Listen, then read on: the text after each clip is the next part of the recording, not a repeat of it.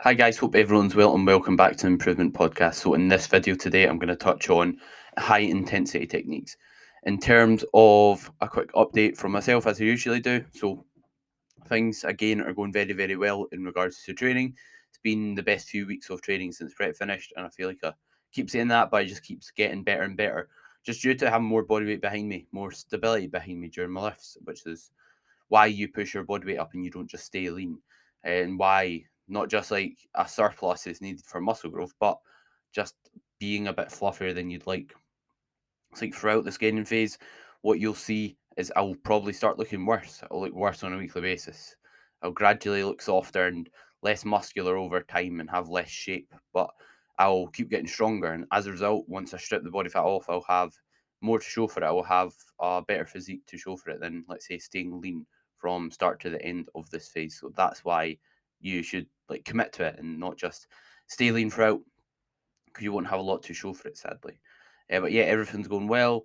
Everything outside of training is also going well. Life's in a good spot. Just cracking on, trying to have a strong start to the year, and yeah, just keep chipping away. Hoping to go full time online coaching this year, which is the goal. Because those that currently don't know, I work in a gym also. So in terms of why the episodes on high intensity techniques, so high intensity techniques basically allow you to get the most. It's this is just for me to help you get the most out of high intensity techniques in terms of where to use them, why to use them, and where you maybe shouldn't use them, and just considerations to make when maybe using some high intensity techniques.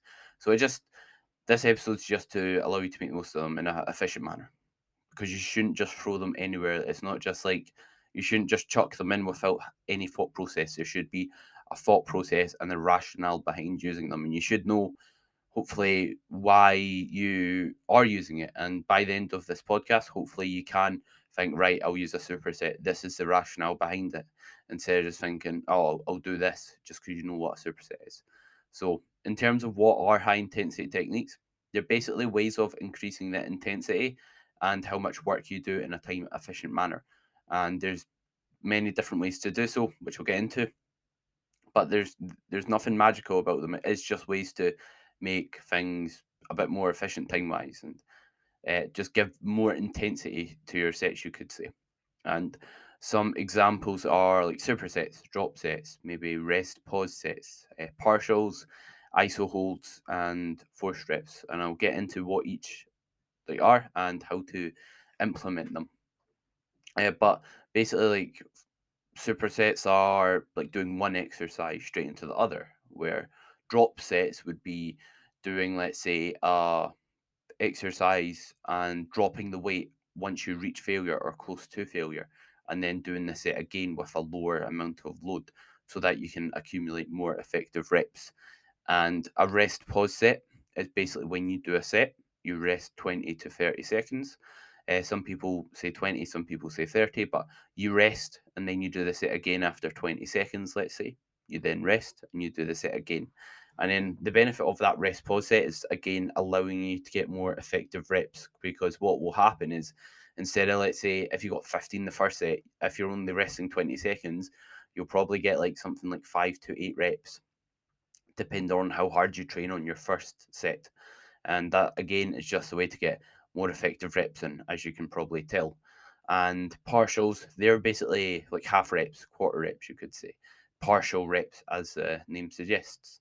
And an example is, let's say, if you do like a dumbbell lateral raise, and let's say you can't get any more full reps, but you keep driving the dumbbells out to your side, that would be performing partial reps. And the benefit of performing them, again, just to keep contracting the muscle, get the most out of the muscle, and fatigue it when you can't do full reps, and just basically train, you could say, beyond failure on lateral raises if you're performing on that. Just get more out of that set and really exhaust that muscle group. So again, just a way of getting more effective reps. Common trend there. There's nothing magical. Like, notice I'm not saying any of these do anything super crazy. They just get more effective reps in, because if, let's say, you're doing, let's say, a dumbbell lateral raise. If you're doing a dumbbell lateral raise and you reach failure and then you just stop, like when you can't get a dumbbell to the top, and then you just keep doing more sets, that's not going to be an efficient way of, let's say, training to failure in comparison to, let's say, doing partials after each set and then doing a triple drop set, you're going to get a lot more effective reps, stimulate your side delts, and fatigue them a lot quicker than if you just do just standard sets. And the thing is, like the smaller muscle groups, which we'll get to, can recover from doing things like that. So iso holds is just when you basically like hold a contraction and a stretch, like an isometric contraction is when you basically contract the muscle, but it doesn't change length. So when you stay in the same position, so in examples like at the bottom of a chest fly, just really holding that position and trying to like contract the muscle and complete a rep and just keeping tension on it while like the machine stretches you into position. And another one is force strips, where you use your own assistance. Let's say if you're doing a single arm curl, then you can use your other arm to assist you with that last rep, or if you use a partner to assist you with getting another rep when you can't complete another rep yourself when you're, let's say, training to failure. So, in terms of when you use high intensity techniques, you want to use them when recovery demands allow and not just when you feel like it. And the reason being is if you're already super sore or struggling to recover in between sessions because, let's say, you're dieting, then it might not be a good idea to use them because then you maybe be doing too much that you can recover from, which will lead to just performance dropping on exercises, which can lead to poor muscle retention and can lead to things like cross transfer of soreness into the following sessions, which, like I said, is not going to lead to you maintaining your performance well. So, most likely, you'll be using them in a gain in phase setting or in a gain in phase environment, and the reason being is because you've got the recovery demands, because your recovery permits you to be able to use those techniques, which is why you'd use them in that setting. And during like a diet, like I said, it's not the time to maybe add them in because your recovery is poorer. You're on less food, which food basically helps you recover. Food's a resource to help us recover as well as sleeping, obviously, keeping our stress management in a good spot. So yeah, unless you, what I'd recommend is if you're dieting, maybe don't add them in unless you're doing really, really, really low volume for some reason. However, you can keep them in unless you've got signs to remove them. And what I mean by this is, if you're already doing, let's say, partial reps at the end of your dumbbell lateral raises and you're shoulders are recovering fine. They're not sore going into the next session. They're not impacting your performance. And there's no reason why you need to stop doing partials for that lift.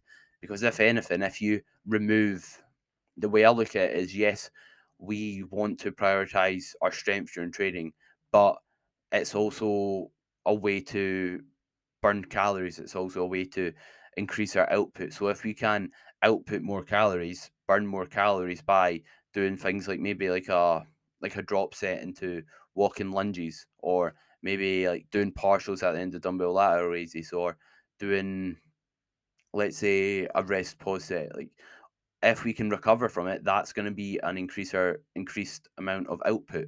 And if we're still recovering from it, ideally or arguably, that's going to lead to a better end product when it comes to muscle retention during a dieting phase. If we can recover from it while making the process potentially easier due to not having to, let's say, do extra steps, do extra CV work because your output's still high during your session. And in terms of what part of your session you may want to use them on, so usually it's towards the end of a session. And the reason being is, see, if you go in to train legs and I told you, right, to start off, you're going to do the hack squat, or let's say take any type of squat, whatever squat or leg press, right? Pretend you're doing that first. See if I told you, right, you're doing 2 sets, or instead of that, you're doing 2 sets, but on each set, you're going to do a double drop set and then take a force rep at the end of each. And then basically do like an iso hold at the bottom. Once you're completely out of gas, you can do another rep, just try and keep driving up, even when you're stuck in the hole. That's going to absolutely batter you, and that's going to ruin the perform. Not that you would do an iso hold in reality on a hack squat machine at the end of your set. It's probably not going to be something you do. But what I'm saying is, if you do these high intensity techniques like a rest pause or a double drop set or that, it's going to impact the performance and make you more fatigued for your following movement. So ideally, we want to be strategic where we place these high intensity techniques and place them later on in the session. Because if, let's say, for your last movement, you've got walking lunges and you do a drop set, nothing's after that. So nothing's going to be sacrificed in regards to loading, in regards to the amount of weight you can lift, because that's what builds muscle, mechanical tension, which is basically load. So that's what we want to prioritize. And making the first set brutally challenging and doing, let's say, a double drop set is going to be counterproductive because load will be sacrificed on the other movements. So if you're going to use them, I'd rather see them used towards the end of the session. The only caveat to it is if you think for whatever reason it's not going to make much of an effect on following movements. For example, if you're doing a lateral raise variation at the start of push, I don't think it makes a massive difference to the following movements doing a lateral raise. Yes, your shoulders will be fatigued slightly, but it's not like you do it and then you're pushing like compound, you're pressing compound movements are just in the gutter. Your performance is poor. That's not really the case. You might get an extra rep, but it's going to be a minimal difference. And the benefit of having big side delts or the side of your shoulder being really big can potentially outweigh the negative effect of, let's say, doing that at the start of the session, which would mean you are got like slightly fatigued shoulders in your session. So, going on to safety when it comes to using these high intensity techniques. Sorry, I was just taking a drink of my coffee. So, considerations. First one is safety. So, when you're performing them, think about what is the safety aspect of it. For example, in terms of a high intensity techniques, let's say we're talking about doing a force rep. So a force rep is when maybe you assist yourself or you get your partner to assist you on completing another rep. Let's take a barbell back squat or a leg extension. A barbell back squat, probably not the best to do a force rep on, just in case your partner's not a good spot or just in case he can't help you get it up. Whereas a leg extension, if you can't get up, you don't really have any negative effects of it. And it's not really hard to get someone to help you with the last rep on a leg extension, whereas it will be much harder during a barbell back squat. So the safety element of doing that on the barbell back squat it's not very safe at all. It can potentially lead to injury risk. Form breakdown as well can happen much easier on, let's say, a barbell back squat because it's a free weight movement where you have to stabilize yourself. Whereas if you're doing, let's say, like I said, leg extension, you don't have to stabilize yourself. So you've not really got much injury risk or that unless your form is absolutely horrific. But like, it's probably not going to happen, let's be honest. And as for fatigue, so that's something to consider. Like I said, if we are doing high intensity techniques, they're going to be fatiguing. They're going to tire us out. What does fatigue mean? When we're fatigued, we can basically lift less. When we carry fatigue, we can't recruit as much muscle fibers. So if we're doing it at a start of a session, then it can maybe have an impact on the rest of the session. And also when we're considering fatigue, if let's say you train 3 days in a row and or let's say, yeah, you get really, really strong. Every single movement is more fatiguing the more load you lift. So if let's say you throughout the weeks, you take tons and tons of force reps. Let's say you have a training partner, and on each exercise, you take a force rep or two force reps, and you train to true failure. You're not, let's say, struggling a wee bit, and then you get your partner to help. Let's say you're training, like you could not possibly get another rep, no matter what. No matter if someone paid you £1 million, put a gun to your head, you can't get another rep. And then you took two more force reps. You've done that every single set, you're going to be absolutely battered and probably need to deload after a week. So that's something to consider. Doing these high intensity techniques, especially things like force reps, they are fatiguing. So are we going to be able to recover from that throughout the session, throughout the weeks, throughout the month, without having to deload super frequently or impact our training throughout the rest of the week? Because what you do in a session doesn't just impact that session, it can impact following sessions. For most individuals, especially beginners, to be honest, I don't think this is an issue, but I just want you to be aware of what potentially can be the consequences of it for future reference, let's say. And next, like I've commented on, is what's the impact on the rest of the session? So let's say doing high intensity technique on a dumbbell lateral raise. Like I said, you're probably going to be fine. Whereas if you do it, let's say you do a chest compound lift. So let's say you do a chest press.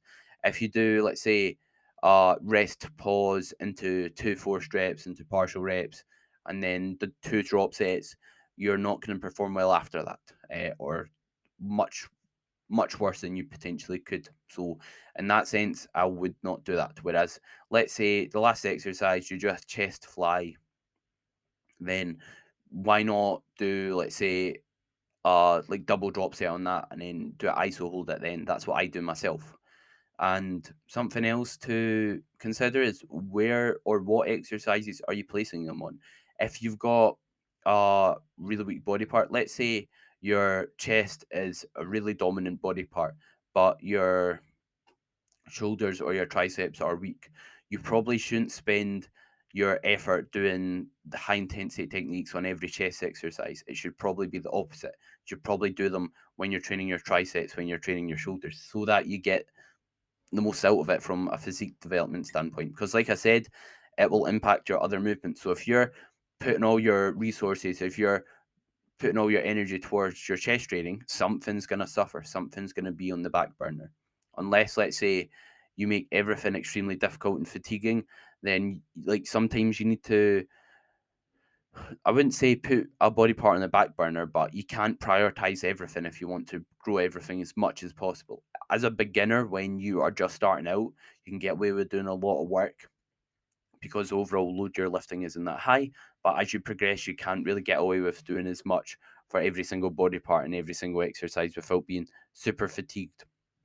So now I'm going to jump into some examples. I've kind of covered this, but I just want to do a quick recap going over some examples of where I like to use each of the high intensity techniques. So supersets. Like I said, supersets is when you do one exercise straight into the other.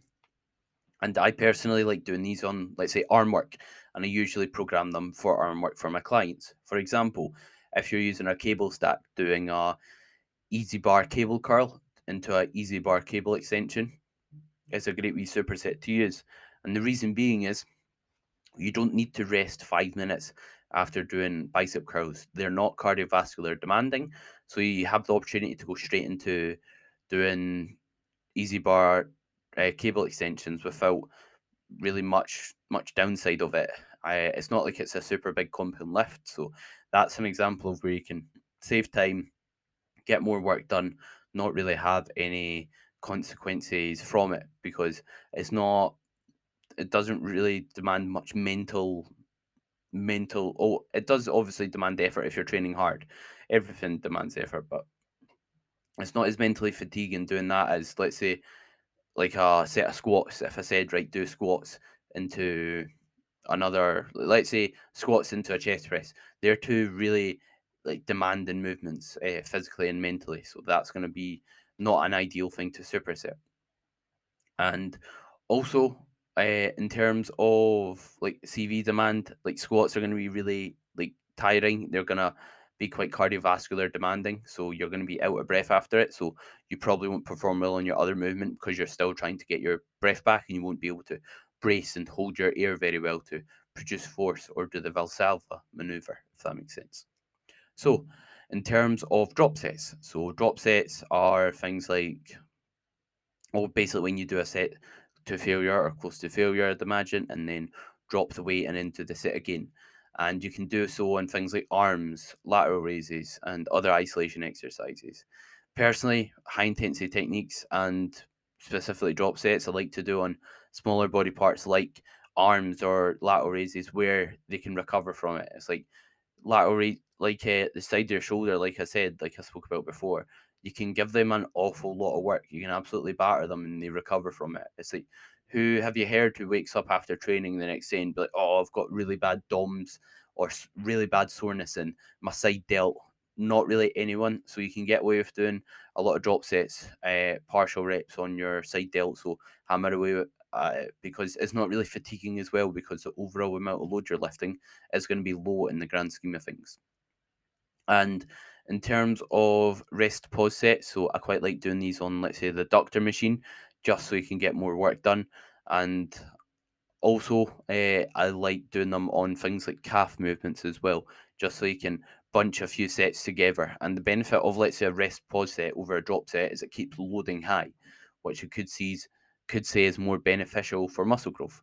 But the downside of, let's say, a rest pause set over a drop set is you overall won't get as much reps in total, and as a result, you might not drive as much blood into the muscle, which some people look as a driver of hypertrophy or a driver of muscle growth. Next is ISO holds.